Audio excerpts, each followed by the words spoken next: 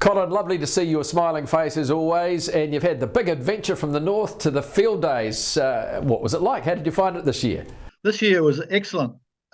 We were probably able to handle the flow through the building. We had 200 staff on duty, and I had 8 med students working with me. So yeah, it was an enjoyable experience. I have a lot of I think the future for rural New Zealand with these young med students coming through is looking bright. Really? Yeah, they're just a brilliant lot of young people. Fantastic. So obviously you have your Federated Farmers involvement, but when it comes to field days, you are more in the mobile health side. Tell us about what you're actually doing there. We were taking blood pressures and talking to people about the 5 ways of well-being. We picked up some interesting situations, people who didn't know they were sick, for example. Wow. And we had 5 doctors circulating around to assist the med students if we needed some extra help. It's a bit like cold calling, Mark. You know, you've got to front up to a person who really doesn't want to talk to you.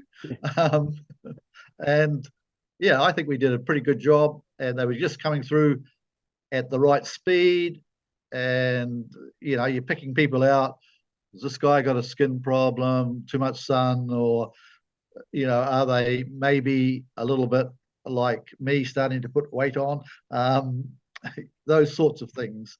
And so then we take them around the centre, and we had people there like hepatitis C. We had diabetes. We had people talk to people about mammograms or prostate cancer or bowel cancer. We had Rural Support Trust. Yeah, we had a whole raft of people in that facility that we could just about deal with everything.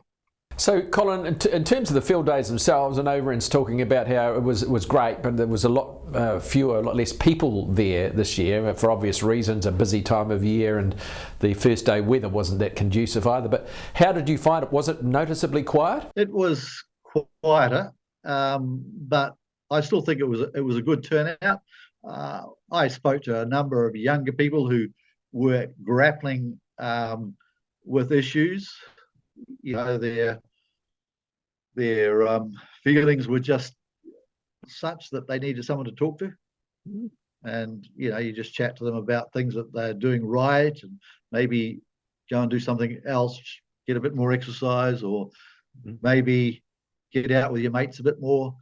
This time I was surprised how many women were actually getting me time and looking after themselves, which was a big plus of those that I spoke to from previous years. What about the blokes? Are they latching on to that? Are they starting to think, well, gosh, I need some me time too? I don't think they're there yet. The people that we spoke to, and particularly those of suffering from anxiety issues, are probably in a situation where they don't fully comprehend how good it is to get out with their mates and have a chat and go and have a beer or whatever they might do. It's important for their mental health, important for their well-being, important that sometimes a problem shared can relieve a problem. Tell us, Colin, just briefly before we end, about Mobile Health, which is a fantastic organisation, of course, and your involvement there. What's it all about? I've been working with them now for 9 years at the field days.